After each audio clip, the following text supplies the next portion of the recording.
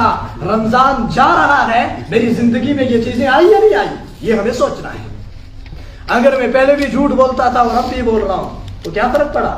رمضان تو اس لیے آیا تھا کہ میں تقویٰ والا بنوں، وہ مقصد تو ہمیں حاصل ہی ہوا۔ روزہ صرف اس کا نام نہیں ہے کہ ہم صبح سحری کھائیں اور شام کو بس افطار کریں۔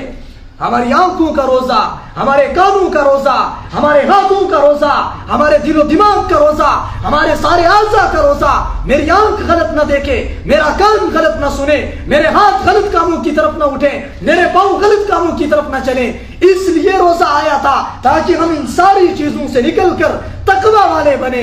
اب رمضان اگر گزر رہا ہے اور میری زندگی میں یہ چیزیں نہیں آئی تو تھوڑا سا ہمیں ہوش کے ناخن لینے کی ضرورت ہے کہ جس مقصد کے لیے اللہ نے رمضان دیا تھا اگر وہ مقصد حاصل ہی نہیں ہوا اور رمضان گزر گیا تو پھر میں نے حاصل کیا کیا رمضان کے مہینے کے اندر؟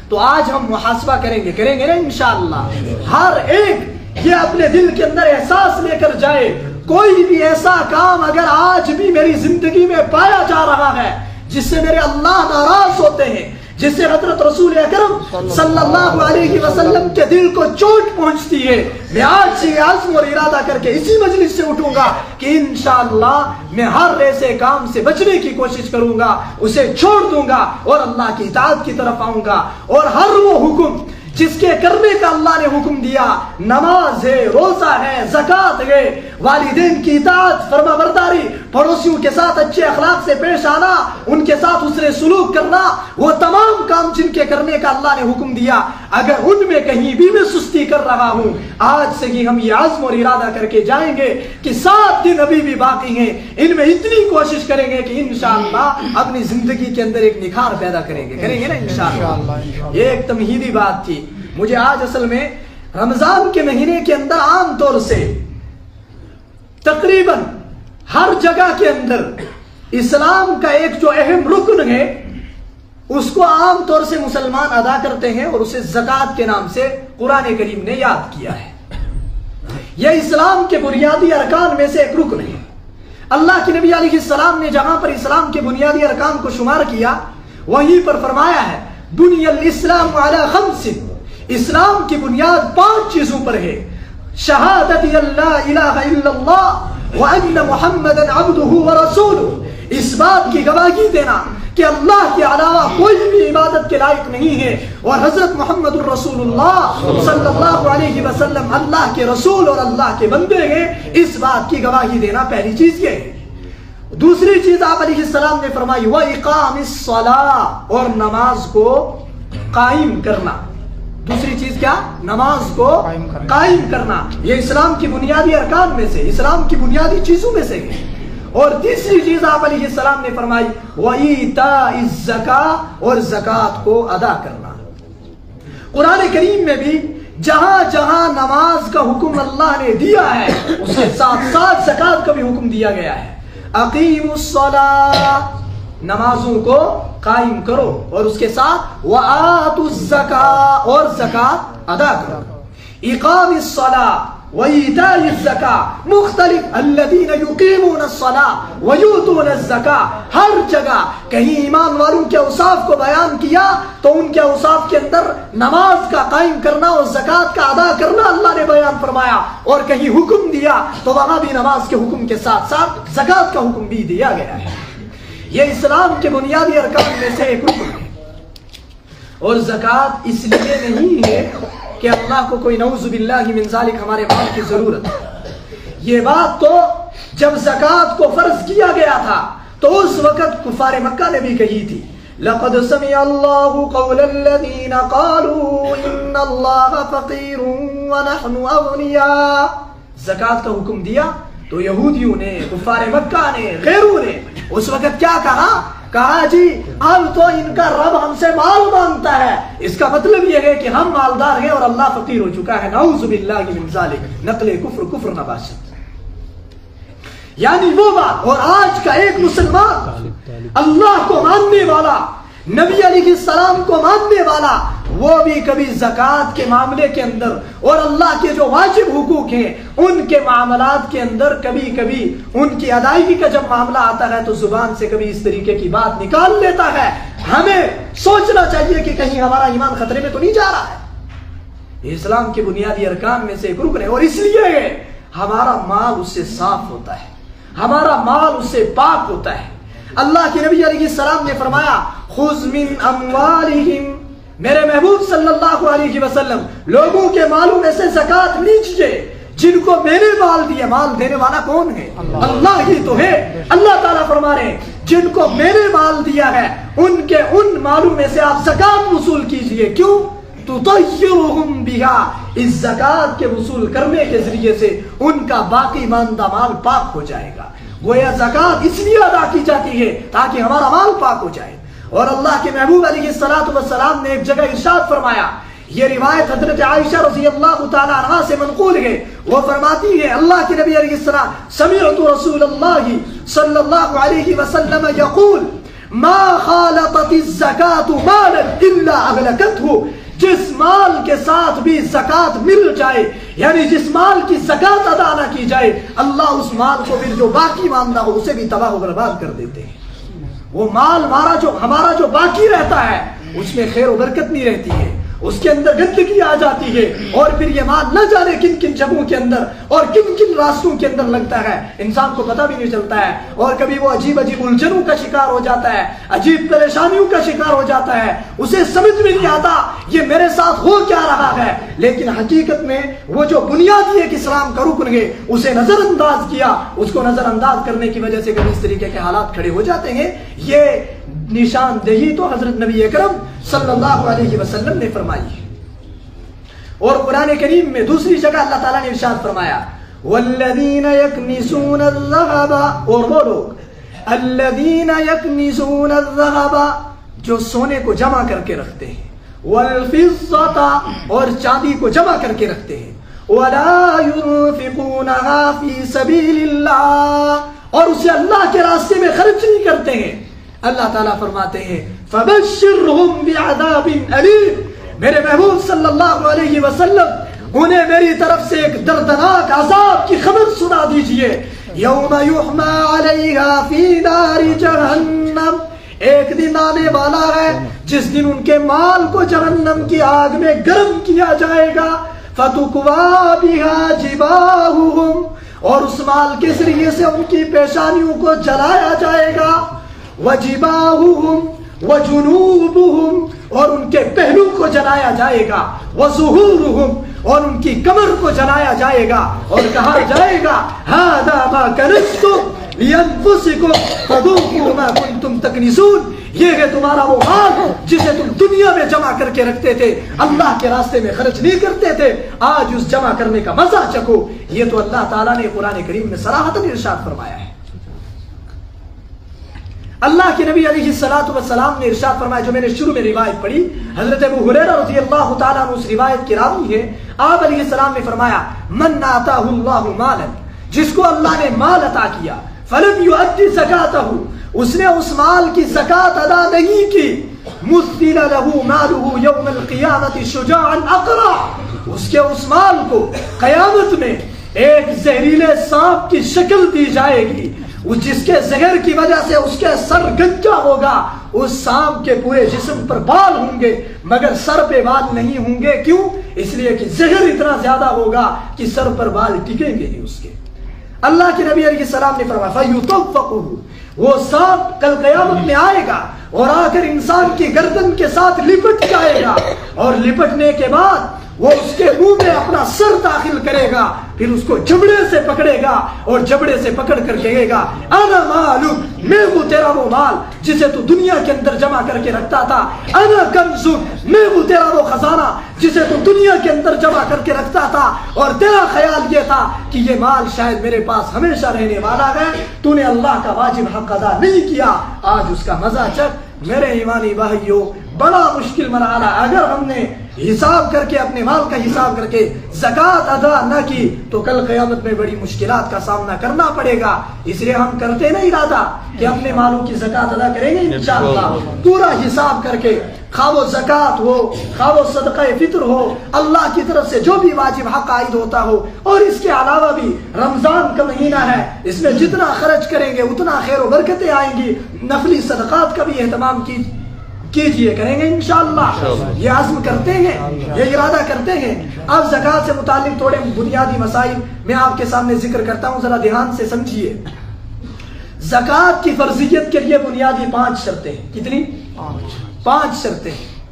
نمبر 1 مسلم ہونا، اس لیے کہ غیر مسلم جو ہے وہ شرعی احکام کا مکلف ہے نہیں، اس لیے اس پر زکوٰۃ فرض نہیں ہوتی ہے، چاہے جتنا بھی اس کے پاس مال ہو، اس کی طرف تو بس یہی حکم متوجہ ہے، قولوا لا الہ الا اللہ تفلحون، اس کی طرف ابھی زکوٰۃ کا حکم متوجہ نہیں ہوتا ہے۔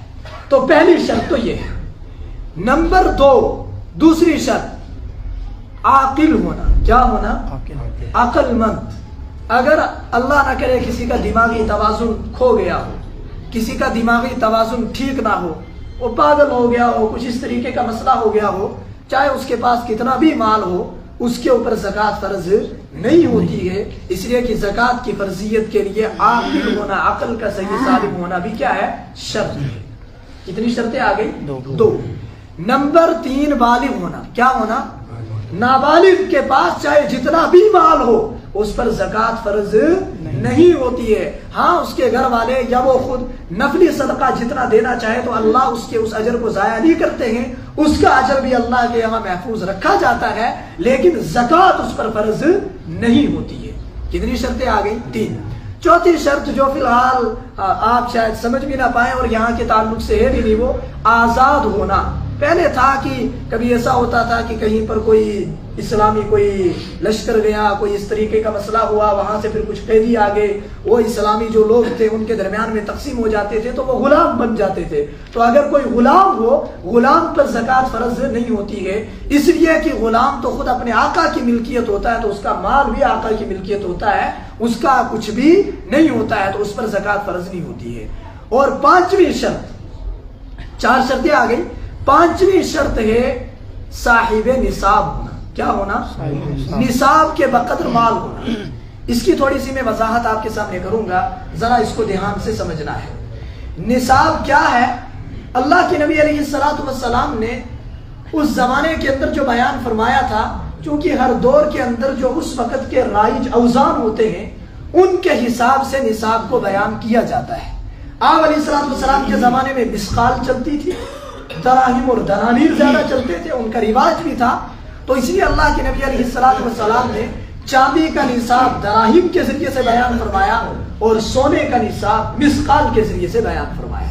آپ علیہ السلام نے فرمایا اگر کسی کے پاس خالص سونا ہو تو 20 مسقال سونا ہوگا تو اس پر زکوٰۃ فرض ہوگی، اگر 20 مسقال سے کم ہو تو اس پر زکوٰۃ فرض نہیں ہوگی۔ حدیث میں یہ لفظ آیا ہے، حدیث میں تولو شولو کا کوئی ذکر نہیں آیا اور گرام و شراموں کا ذکر حدیث پاک میں نہیں آیا ہے۔ ٹھیک اسی طریقے سے اور اگر کسی کے پاس چاندی ہے تو چاندی کے بارے میں آپ علیہ السلام نے فرمایا کہ کسی کے پاس اگر 200 درہم، کتنے؟ 200 درہم کے وزن کے برابر چاندی ہو تو اس انسان پر زکوٰۃ فرض ہو جاتی ہے، اس سے کم ہو تو اس پر زکوٰۃ فرض نہیں ہوتی ہے۔ یہ تو وہ ہے جو آپ علیہ السلام نے اس زمانے کے اندر بیان فرمایا تھا۔ لیکن آج کے لوگ اب نہ 20 مسقال کو صحیح سے سمجھ پائیں گے اور نہ ہی 200 درہم کا وزن صحیح سے طے کر پائیں گے۔ اگر امت کو بس یہی بتا کر چھوڑ دیا جائے تو وہ الجھن کی شکار ہو جائے گی، پریشان ہو جائیں گے۔ اس لیے آج کے جو رائج اوزان ہیں ان کے ذریعے سے علماء نے غور کر کے ان حدیث کو سامنے رکھ کر وہ اوزان طے کیے گئے اور ہمیں بتلایا ہے ہماری سہولت کے لیے۔ وہ یہ ہے اگر کسی کے پاس خالص سونا ہے، کیا ہے؟ خالص سونا، چاندی بالکل بھی نہیں، نقدی بیلنس کچھ بھی نہیں، مال تجارت کچھ بھی نہ ہو، خالص سونا اگر کسی کے پاس ہے تو پھر یہ ہونا چاہیے 7.5 تولہ۔ کتنا؟ 7.5 تولہ سونا یا اس سے زیادہ ہوگا تو تب اس پر زکوٰۃ فرض ہوگی، اگر اس سے کم سونا ہے تو پھر اس بندے پر زکوٰۃ فرض نہیں ہوگی۔ لیکن تولہ وہ جو شرعی تولہ ہوتا ہے، جو کیا ہوتا ہے؟ شرعی تولہ، وہ نہیں جو ہمارے سنیار حضرات نے گڑبڑ کر رکھی ہے، دیتے تو ہیں 10 گرام اور کہتے 1 تولہ، ورنہ حقیقی شرعی تولہ 11 گرام اور 664 ملی گرام کا ایک شرعی تولہ ہوتا ہے۔ میری بات آپ سمجھ رہے ہیں کہ نہیں؟ اصل تولہ تو یہ ہے، اب ہمارے حضرات وہ 10 گرام دے کر کہتے ہیں 1 تولہ، تو کہیں اس سے آپ کو غلط فہمی نہ ہو جائے. اگر گرام کے لحاظ سے ہم اسے نکالتے ہیں تو یہ بنتا ہے 87.5 گرام. کتنا؟ اگر کسی کے پاس 87.5 گرام یا اس سے زیادہ سونا ہے تو اس پر زکوٰۃ فرض ہوگی، اگر اس سے کم ہے تو اس پر زکوٰۃ فرض نہیں ہوگی. لیکن یہ تب ہے جب خالص سونا ہو، ساتھ میں چاندی اور نقدی بیلنس وغیرہ اور مال تجارت کچھ نہ ہو. ٹھیک. اور اگر کسی کے پاس تھوڑا سا سونا بھی ہے، تھوڑی سی چاندی بھی ہے، کچھ نقدی بیلنس ہے، پھر ہم ان سب کو جوڑیں گے. پھر چاندی کا نصاب دیکھا جائے گا. چاندی کا نصاب 200 درہم آپ علیہ السلام نے بیان فرمایا. ہمارے آج کے اوزان کے حساب سے وہ بنتا ہے 52.5 تولہ چاندی، اور گرام کے لحاظ سے وہ بنتا ہے 612 گرام چاندی. کتنی؟ 612 گرام چاندی. اگر کسی کے پاس سونا چاندی تھوڑا سارا کچھ ملا کر 612 گرام چاندی کا جو ریٹ ہو عمومی، اس کے برابر اس کا جو نقدی بیلنس ہے اسے بھی جوڑ کر، چاندی کو بھی جوڑ کر، سونے کو بھی جوڑ کر، سب چیزیں جوڑ کر اگر 612 گرام چاندی کا جو ریٹ ہے اتنا ہو جاتا ہے تو اس پر زکوٰۃ فرض ہو جائے گی. اور اگر سارا کچھ جوڑ کر اتنا بھی نہ ہو تو پھر اس بندے پر زکوٰۃ فرض نہیں ہوتی ہے. 612 گرام چاندی کا ریٹ آج کے لحاظ سے، چونکہ 1 تولہ آج تقریباً 800 روپے چاندی ہے عمومی جو ریٹ ہے. اب ہو سکتا ہے کوئی کمی زیادتی کر کے کوئی دکاندار کے نجی میں 700 میں دیتا ہوں، وہ نہیں، عمومی جو ریٹ ہے وہ کتنا ہے؟ 800 روپے. ٹھیک. یعنی 1 گرام 80 روپے ہے. اور اس لحاظ سے 612 گرام چاندی کا ریٹ تقریباً آج بنتا ہے 48,960 روپے. اگر کسی کے پاس اتنا بیلنس یا چاندی سونا سارا کچھ ملا کر اس کی قیمت اتنی بن رہی ہے، یہ طے نہیں ہے آج اتنا ہے، آئندہ سال اس سے کم بھی ہو سکتا ہے، اس سے زیادہ بھی ہو سکتا ہے، چونکہ چاندی کا ریٹ ایک نہیں رہتا ہے، یہ گھٹتا بڑھتا رہتا ہے. ہر سال دوبارہ سے معلوم کرنا پڑے گا. اس سال میں یہ ہے کہ اگر یہ اتنا پہنچ جائے تو یہ سارا مل کر اگر 612 گرام چاندی کا جو ریٹ ہے اتنا ہو جائے تو اس بندے پر زکوٰۃ فرض ہو جائے گی. اور اگر سارا کچھ جوڑ کر بھی اتنا نہ ہو تو پھر اس بندے پر زکوٰۃ فرض نہیں ہوتی ہے. یہ بات آپ نصاب کے تعلق سے سمجھ گئے. ایک بات اور یہ بھی ذہن میں رکھیے، کبھی کسی بندے کے اوپر کوئی قرض ہوتا ہے، مثلا اس کے پاس سارا اس نے جو جوڑا 5 لاکھ بن رہا ہے، اس کے پاس اپنا جو بیلنس ہے چاندی سارا کچھ جوڑ کر، لیکن اس کے اوپر 2 لاکھ قرضہ ہے. تو یہ آدمی جب زکوٰۃ ادا کرے گا تو اپنے 2 لاکھ اس میں سے کم کرے گا. ان 2 لاکھ کی زکوٰۃ اس کو ادا نہیں کرنی ہے، اس کو صرف 3 لاکھ کی زکوٰۃ ادا کرنی ہے.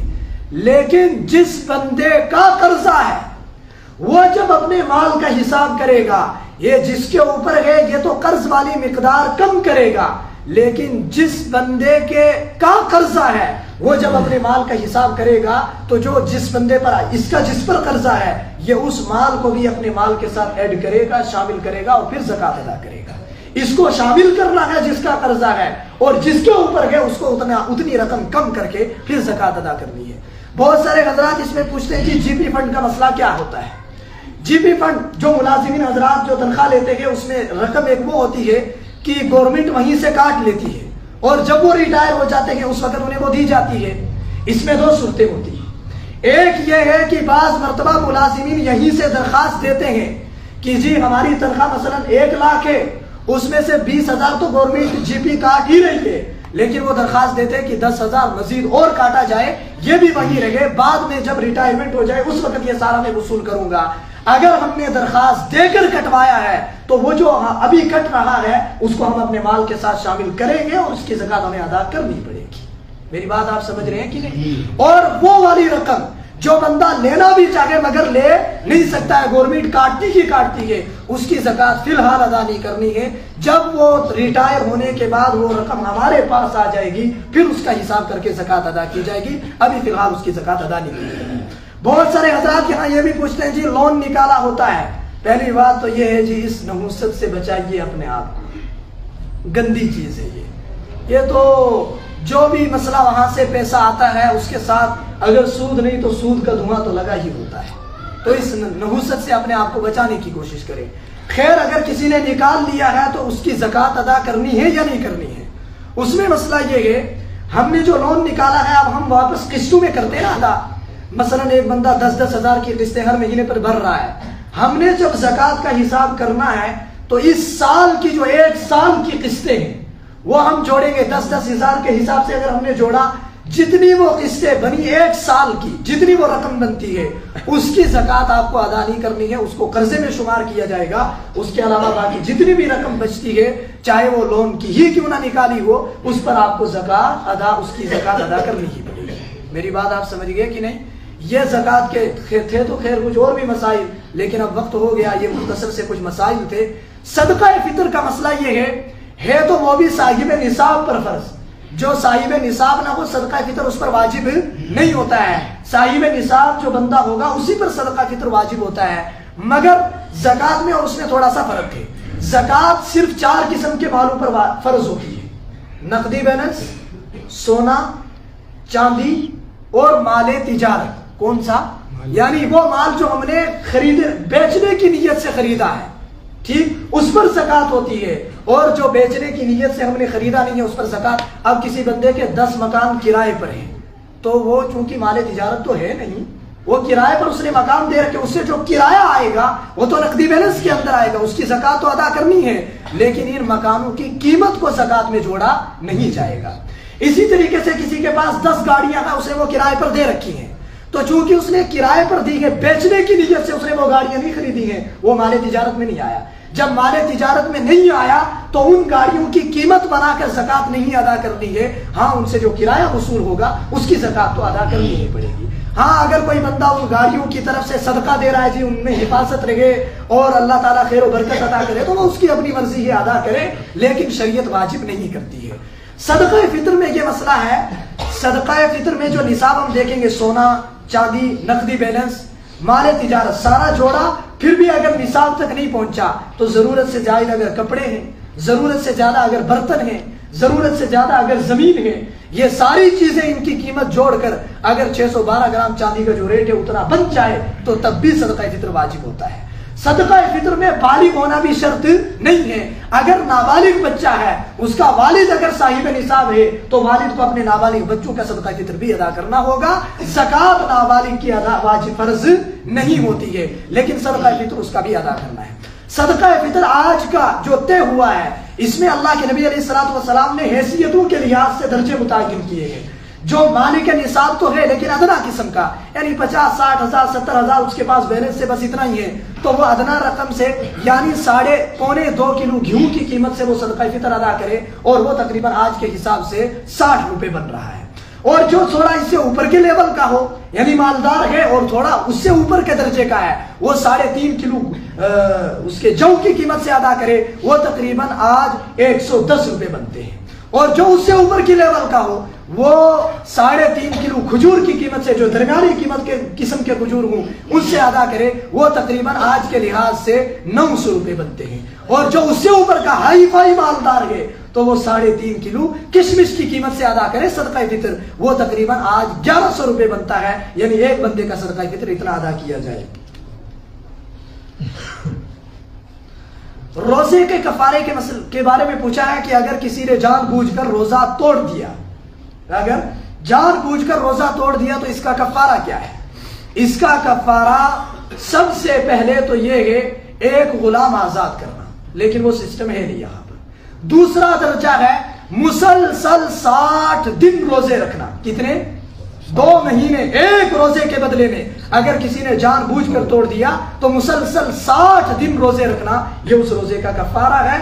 تو خیر 60 دن یہ روزہ رکھے گا تو اس گناہ سے نکل جائے گا، لیکن وہ بھی جو رمضان کے روزے کی فضیلت تھی پھر بھی وہ ویسے حاصل نہیں ہو پاتی ہے. ٹھیک. اور اگر کسی کو اتنی بھی استطاعت نہ ہو تو پھر 60 مسکینوں کو 2 وقت کا کھانا کھلانا. یعنی وہ بندہ جو بالکل ہی کمزور ہے، اگر اسے یہ غالب گمان ہے یا ڈاکٹروں کا کہنا ہے کہ 60 دن یہ روزے رکھے گا تو یہ تو بیچارہ ہلاک ہی ہو جائے گا، مر ہی جائے گا، تو پھر اس کے لیے یہ ہے کہ 2 وقت کا کھانا 60 مسکینوں کو کھلا دے. اور اگر کوئی کھانا کھلانے کے بجائے وہ رقم ادا کرنا چاہے تو پھر 60 بندوں کا جو صدقہ فطر بنتا ہے اس حساب سے وہ صدقہ فطر ادا کرے. وہ اپنی حیثیت دیکھے، ادنا قسم کا ہے تو 60 کے حساب سے ادا کرے، 60 روپے جو ادنا قسم ہے. اس سے اوپر ہے تو پھر کھجور یہ گیہوں یہ جو سے ادا کرے، اس سے اوپر ہے تو کھجور سے، اس سے اوپر ہے تو کشمش سے ادا کرے. اللہ تعالیٰ ہمیں دین کو صحیح سمجھ کر اس پر عمل کرنے کی توفیق عطا فرمائے.